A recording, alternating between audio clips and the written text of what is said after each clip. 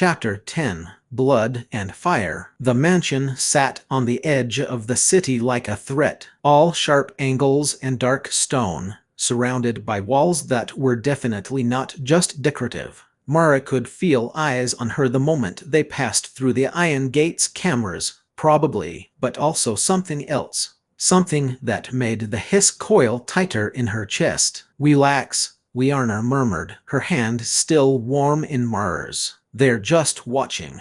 "That's not relaxing." "I know."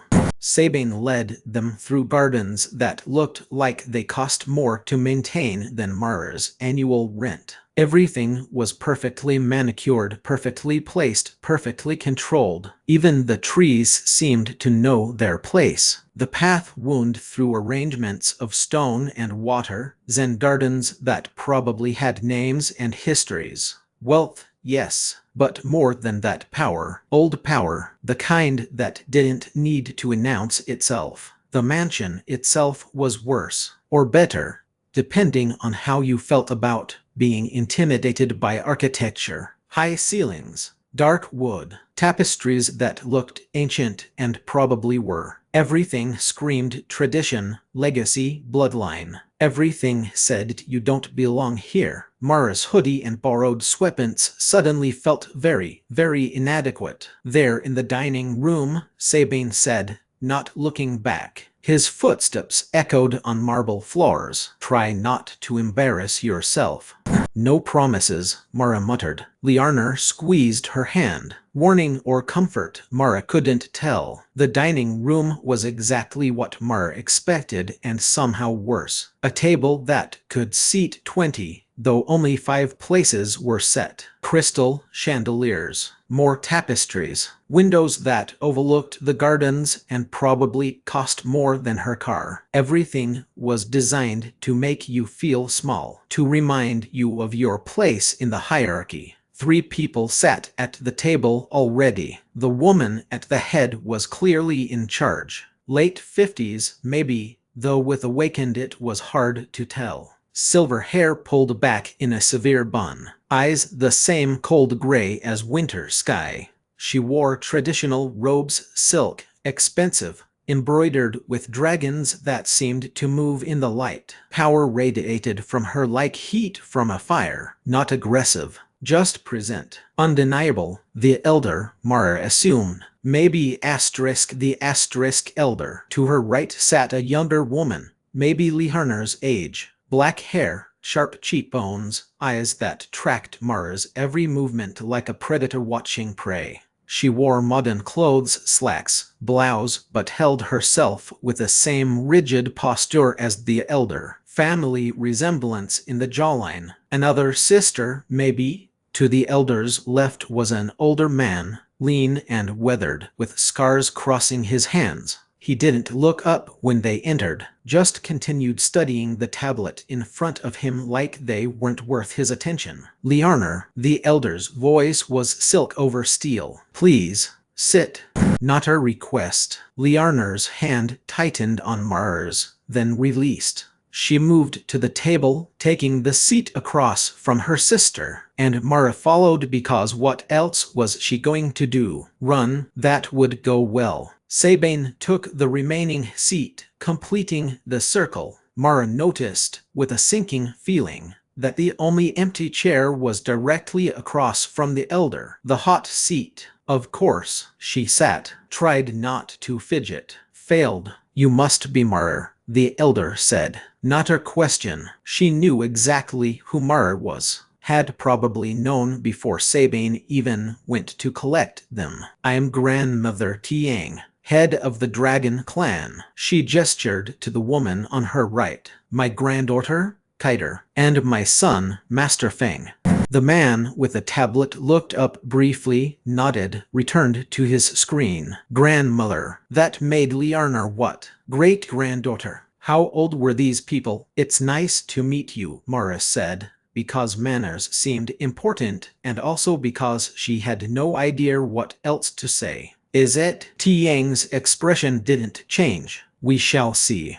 Servants appeared silent, efficient, barely there. They set down plates, poured water and tea, disappeared. The food was beautiful. Some kind of fish, vegetables arranged like art, rice that probably cost more per grain than Mara made in an hour. She had no appetite. Please, Tiang said. Eat. We are civilized here. The subtext was clear. Unlike you. Mara picked up her chopsticks, managed not to drop them. Small victories. They ate in silence for a minute. 2. The only sound was silverware on porcelain and the distant hum of the city beyond the walls. Mara could feel everyone watching her, judging, measuring, finding her wanting. The hiss coiled tighter in her chest. Not now. Please, not now. So, Tiang said eventually, setting down her chopsticks with deliberate precision. You are the girl who stole my great-granddaughter's heart. I didn't, Mara started. A year ago, Liarna made a choice. A difficult choice. She chose her family, her duty, her legacy. Tiang's eyes were cold gray steel. And now, it seems, she has chosen differently. I am curious. What makes you worth throwing away centuries of tradition, of power, of everything she could have been? The question hung in the air like a blade. Mara opened her mouth, closed it. What was she supposed to say to that? That she loved Liarna, that Liarna loved her, that love should matter more than tradition. All of it felt inadequate, childish, like bringing a kitchen knife to a sword fight. I don't think I'm worth it, Mara said finally. Honest, but Liarna does. And that's her choice to make, not yours. The temperature dropped, actually dropped. Mara could see frost forming on the water glasses. Tider smiled. It wasn't friendly. Bold, Tiang said softly. For someone so very ordinary. Grandmother, Liarna said, voice tight. Warning. Tiang raised a hand. Liarna fell silent. The power dynamic was crystal clear. This was Tiang's domain, and even Liarna had to bow to it. I mean no offense, Tiang continued, though her tone suggested otherwise. Simply observation. You are baseline human. Recently awakened. Snake class shifter common. Unremarkable. No clan affiliation. No training lineage. Nope. I have training, Mara said before she could stop herself. Kaider's smile widened, like she'd been waiting for Mara to interrupt. To make a mistake. Oh, Tiang's eyebrow raised a fraction. Forgive me. I was unaware. What school? Which master? Mara felt her face heat. It's not a formal school. The single syllable dripped with condescension. Self-taught, then. YouTube tutorials, perhaps. TikTok videos. No, Mara's jaw clenched. I train with Master Liu in the park. The silence that followed was somehow worse than the frost. Master Fane looked up from his tablet for the first time, interest flickering across his face. Sabane's expression was carefully neutral, but something shifted in his posture. Kaider stopped smiling. Tiang set down her teacup with a soft click. Master Liu. Yes. Liu Wai, of the Snake Clan. Mara blinked. I don't know. He's just some old guy in the park. He does Tai Chi. Teaches people. Some old guy, Tiang repeated, and something shifted in her tone. Not respect exactly. Something more complicated. You train with Liu Wai and you describe him as some old guy in the park. I didn't know he was. Mara stopped. Is he important?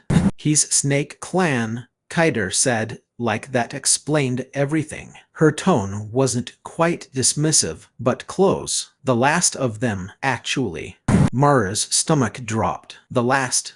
The Snake Clan was always small, Master Fang said quietly, still watching Mara with that unsettling focus. Never more than a handful. And now he gestured vaguely. Now there is only Liu Wai, the last master of a dying lineage. The way he said it, clinical, matter-of-fact, made it sound inevitable. Like the Snake Clan's extinction was simply the natural order of things. Survival of the fittest. Dragons endured. Snakes faded away. The hiss coiled tighter in Mara's chest. And now he teaches you, Tiang said, studying Mara with new intensity. How very interesting.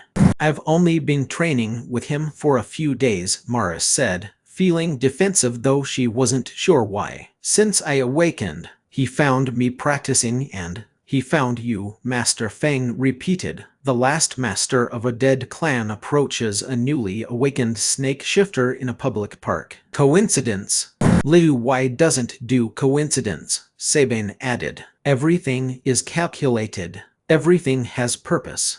Snakes, Kaider said, almost thoughtfully. Training snakes. Maybe he's finally accepted that his clan ends with him, trying to pass on what little knowledge remains before it's lost entirely.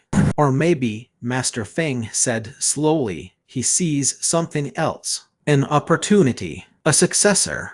The word hung in the air like a blade. Tiang's expression remained neutral, but Mara caught something in the tightness around her eyes. Calculation. Assessment. Show me your hands, Tiang said. What? Your hands. Show me. Mara held out her hands, confused. Tiang leaned forward, studying them with the intensity of someone reading ancient text. She made a small gesture, and Liarna reached across, gently turning Mara's hands palm up. Calluses here. Tiang touched Mara's palm, just below the fingers. And here, edge of the hand. These are not from casual practice. These are from striking, from forms done repeatedly, correctly, with intent. She released Mara's hands. He's teaching you properly. Serpent style.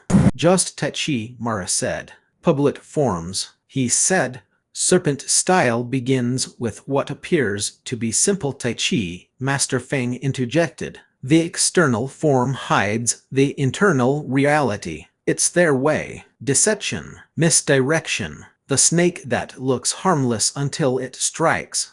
Again, that subtle disdain. That sense of looking down on snake clan methods. The hiss grew louder in Mara's chest. Not now. Not here. Why would he teach me? Mara asked, trying to focus past the rising anger. If he's the last of his clan, why waste time on someone like me? That, Tiang said, is an excellent question. Liu Wei does nothing without reason. If he has chosen you, he sees something. Something worth his time. She paused. What did he say when you transformed? When you became the serpent? Mara thought back. The park. The Minotaur. The moment of letting go and becoming something else. Master Liu had been there. Had watched. And after, when she'd been human again, bleeding and broken, what had he said? He said I was ready, Mara whispered. That I'd done well. That the serpent and I were beginning to understand each other. Tiang exchanged a look with Master Feng. Something passed between them, communication without words, the kind that came from decades of shared understanding. He's preparing her, Master Feng said softly. Training her for something. For what? Kaider demanded. She's just a common snake shifter, one of thousands. What could Liu possibly see in? She's not common if Liu Wei chose her, Tiang interrupted. The man is the last of his line. If he's teaching her, there's purpose. Whether that purpose aligns with our interests, she trailed off meaningfully. She killed a minotaur, Liarna said, voice hard. She became a monster and barely survived, Kaider corrected. There's a difference. Tiang raised her hand before the argument could escalate. Enough, she said. Then, tomorrow you present us with an interesting dilemma. You are clearly inadequate for my great-granddaughter by any traditional measure. Weak, untrained, common bloodline, she paused, and yet, you carry the attention of Liu Wei, the last master of the Snake Clan. That suggests potential. The question is what kind of potential? Do we risk Liarna's future on the chance that you become something worth the investment? She set down her teacup with finality. So, I propose a test. The words hung in the air like a sentence. Mara's pulse quickened. What kind of test? Liarner asked, voice tight. A simple one, Tiang said, her smile cold. Combat. A standard duel. If you wish to stand beside Liarner, you must prove you can stand at all. Grandmother, Liarner started. This is not negotiable. Tiang's voice cut like ice. She claims to be learning from Liu Wei. Very well. Let us see what the last master of the Snake Clan has taught her. She gestured to Sabine. Inform Master Liu that his student will be participating in a standard duel 1 week from today. Dorn, our training grounds. Sabine nodded, already reaching for his phone. Wait, Mara said, her voice sounding small even to her own ears. What's a standard duel? The silence that followed was answer enough. Everyone knew. Everyone except her. Combat until forfeit or incapacitation, Master Feng said quietly, not unkindly. Death is not the goal, but it is not off the table either. You may yield at any time, but he glanced at Liarner. If you do, your relationship with Liarner will no longer be tolerated by this clan. Mara's throat went dry. And if I win? If you survive, Tiang corrected. If you prove yourself capable, we will discuss your place here. No promises, no guarantees. Simply the possibility of acceptance.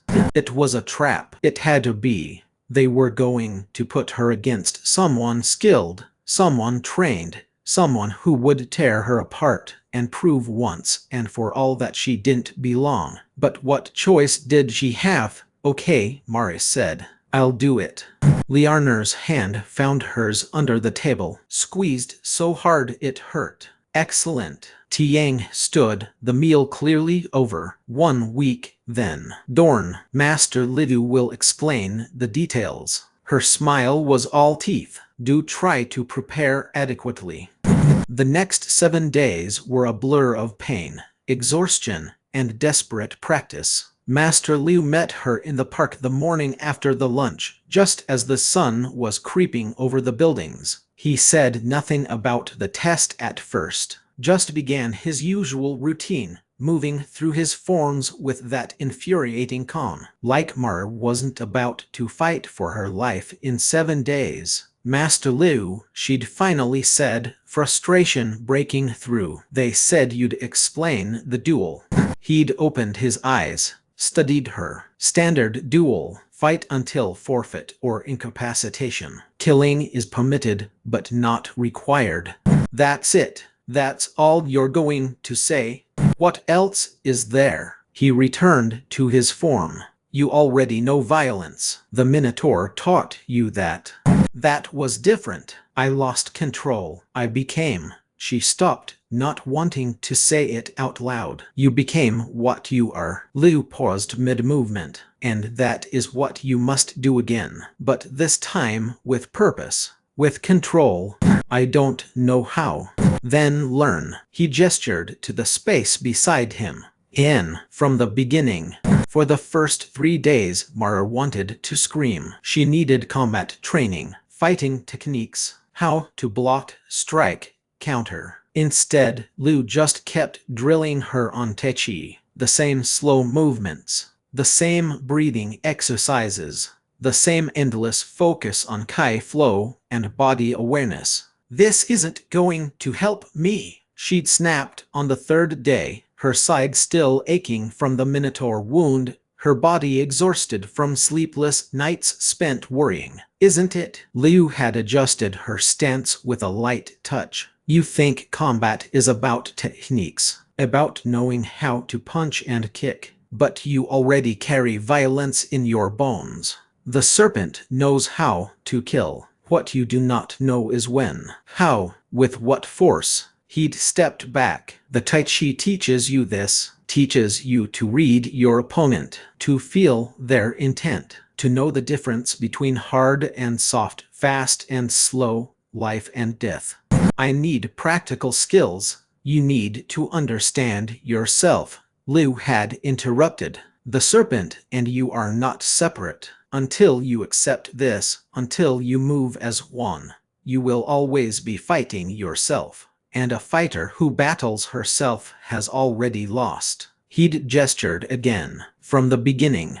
By day 4, something started clicking. The forms weren't just exercise. They were teaching her body to recognize patterns, to feel the flow of energy, her own and others. When Liu would move near her, she could sense the shift in air pressure, could feel where he would be before he got there. Better, he'd said. You're beginning to listen.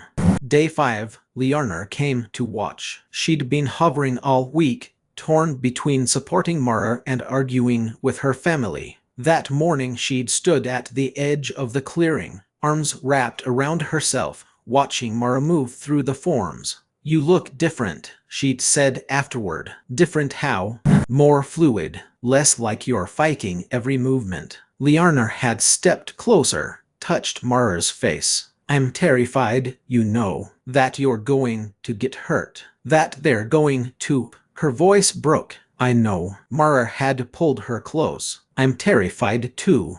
You could still leave. We could run. Go somewhere they can't. They'd find us. And I'd always be the girl who wasn't good enough, who you had to protect. Mara had pulled back, met her eyes. I need to do this. For me, not just for us.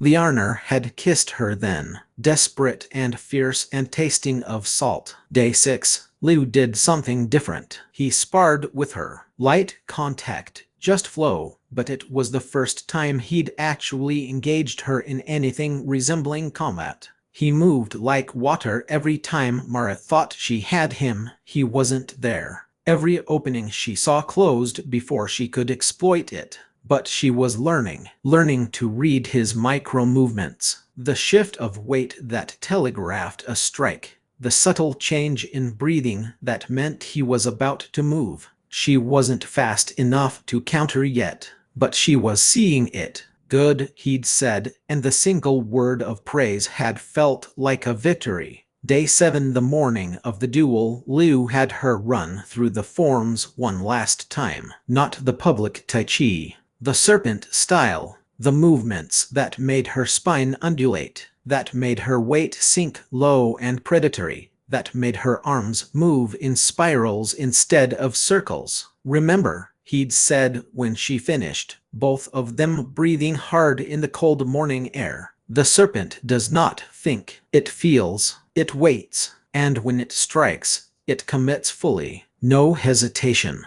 No doubt. He'd bowed, formal and final. It is time.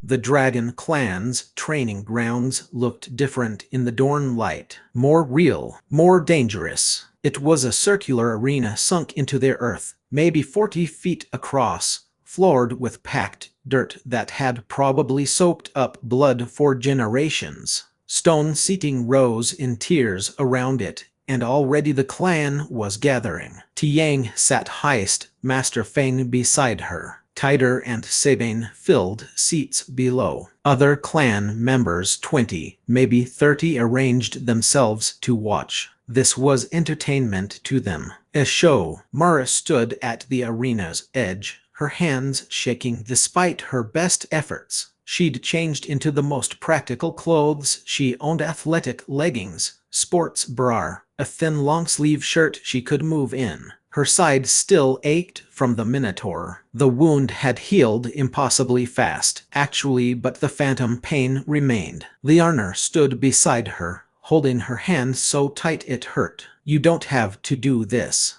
Yes, I do. I could. No. Mara turned to face her. Whatever happens, don't interfere. Promise me. Liarna's eyes were bright with unshed tears. Mara, promise. I promise. The words came out choked. But if they kill you, I'm burning this whole place to the ground.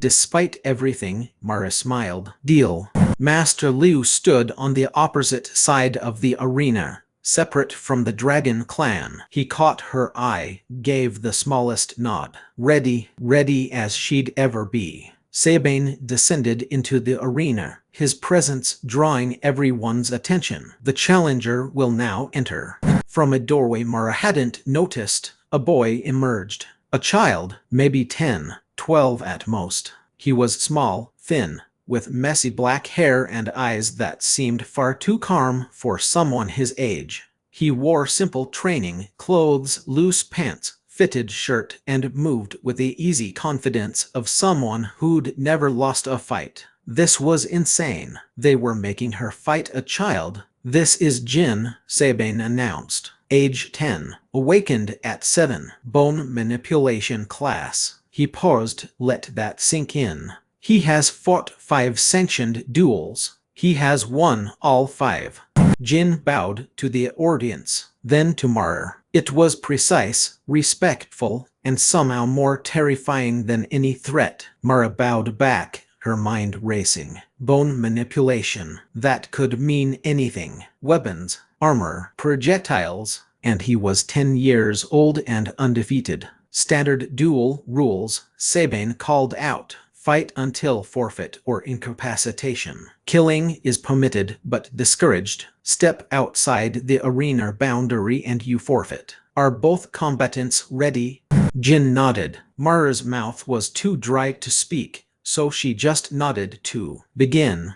Sabine blurred out of the arena, impossibly fast, and suddenly Mara was alone with a 10-year-old who'd never lost. For a heartbeat, neither moved. They circled slowly, each taking the other's measure. Jin's expression was calm, focused, professional, like this was just another day of training. Then he moved, faster than Mara expected, closing distance in 2 quick steps. His fist came at her face and she blocked on instinct, forearm meeting forearm. The impact rattled her bones. He was strong, much stronger than a 10-year-old should be. Mara countered with a palm strike aimed at his chest. He slipped it, moved inside her guard, and drove his elbow toward her ribs. She twisted away, felt it graze her side. Too close. They separated, reset. "You're faster than you look," Jin said. His voice was young,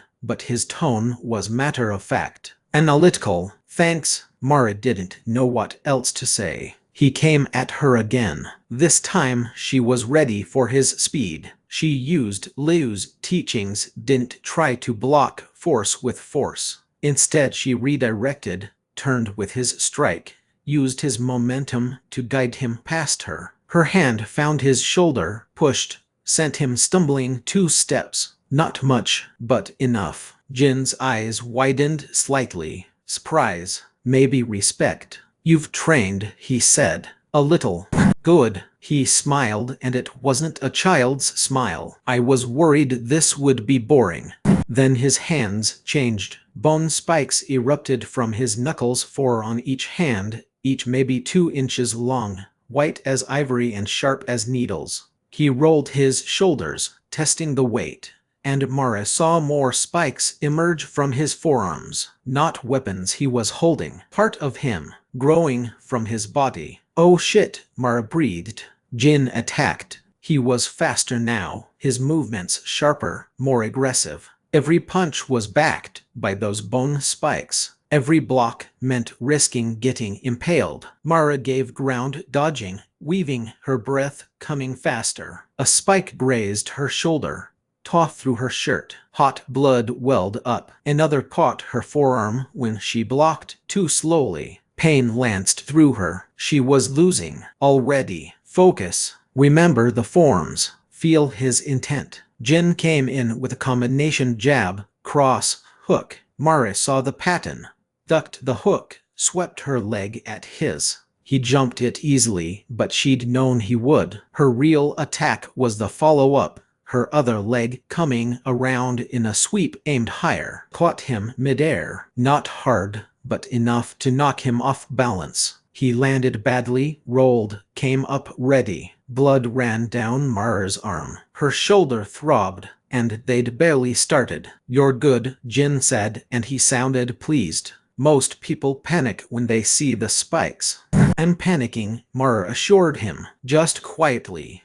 He laughed, actually laughed. Then he moved again. This time he didn't hold back. He came at her like a whirlwind strikes from every angle, the bone spikes adding inches to his reach, making every attack deadly. Mara blocked what she could, dodged what she couldn't, and took hits she had no choice about. A spike raked across her ribs. Another caught her thigh. Blood soaked into her clothes. Pain screamed through her nervous system. "Move," the hiss whispered. "Stop thinking. Move." Mara let her body take over. Let the serpent style flow through her. Her spine curved in ways that shouldn't be possible, making her smaller, harder to hit. Her arms spiraled, redirecting strikes instead of blocking them. Her footwork became gliding, weight shifting in patterns that felt alien but right. Jin's eyes narrowed. "What style is that?"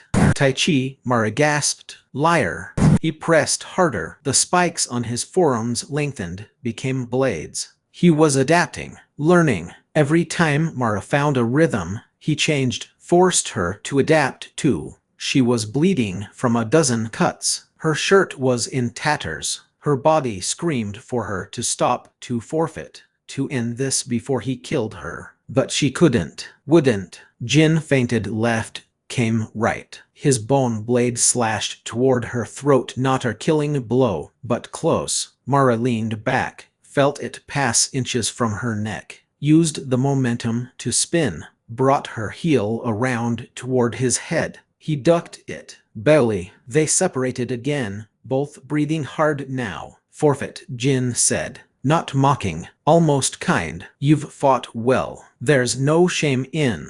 Mara charged. She didn't think about it, didn't plan, just moved. Her body knew what to do. She came in low, under his guard, and drove her palm into his solar plexus. All her weight behind it, all her kai focused into a single point of impact. Jin flew backward, actually flew, landed hard, rolled, came up gasping. The crowd murmured. Tiang leaned forward. Jin touched his chest, winced. "That hurt."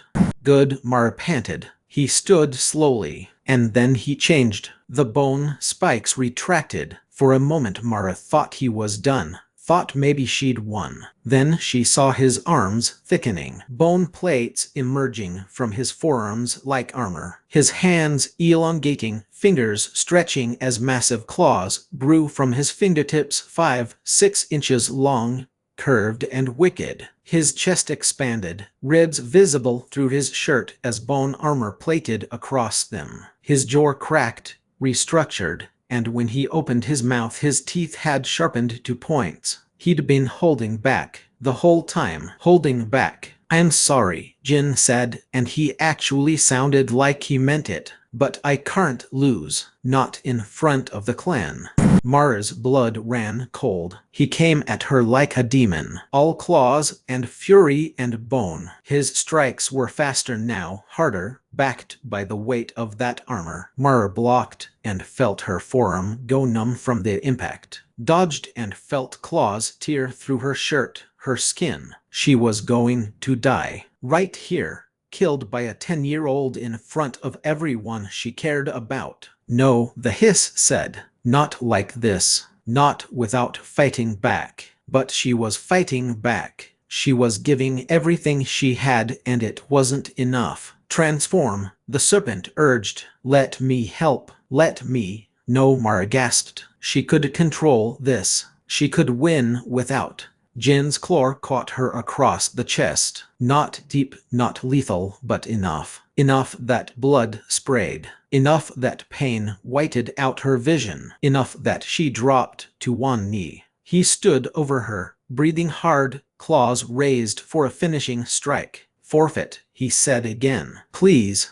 Mara looked up at him, at this child who'd been turned into a weapon, who'd killed before and would kill again because that's what his clan expected. She thought of Liarner, of Master Liu, of the life she wanted to have, the person she wanted to be, and she let go, just a little. The transformation rippled through her, not full serpent, not yet, but her skin hardened, black scales spreading across her arms, her shoulders, gleaming like wet obsidian. Her nails elongated into claws, not bone like Jin's, but something organic, curved and dark as midnight. Her spine shifted, became more flexible, more serpentine, though she stayed on two legs. Her eyes changed. She felt it. Pupils elongating, becoming slits. The world shifted, colors becoming sharper, heat signatures blooming where living things stood. Jin took a step back. What?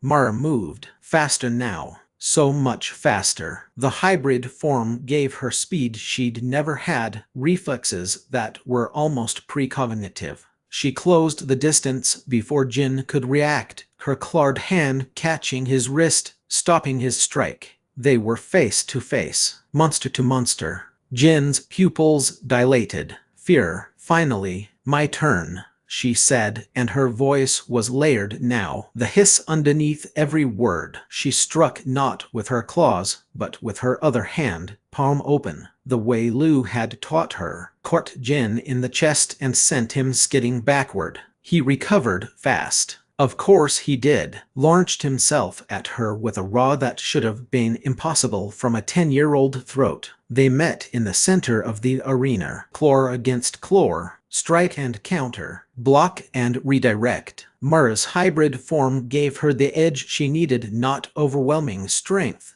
but enough speed to match his, toughness to withstand his attacks. But Jin was relentless. Every time she thought she had him, he adapted, changed tactics, used his bone manipulation in new ways, spikes shooting from his elbows when she came in close, armor shifting to cover weak points she tried to exploit. A stalemate. They were evenly matched, and Mara was bleeding, still bleeding. Too much. The hybrid form was burning through her energy faster than she'd expected. Her vision blurred at the edges. Her movements were getting slower. Jin saw it, pressed his advantage, drove her back toward the arena's edge. If she stepped out, she forfeited, lost, proved she wasn't good enough. No, not happening. But what choice did she have? She was out of options, out of strength, out of... The hiss roared. Enough. Fully. Now, Jin came at her with both claws raised, going for a double strike that would end this. Mara transformed. Not hybrid. Full. Complete. Her body exploded outward, lengthening, thickening. Her legs fused, became tail. Her torso stretched,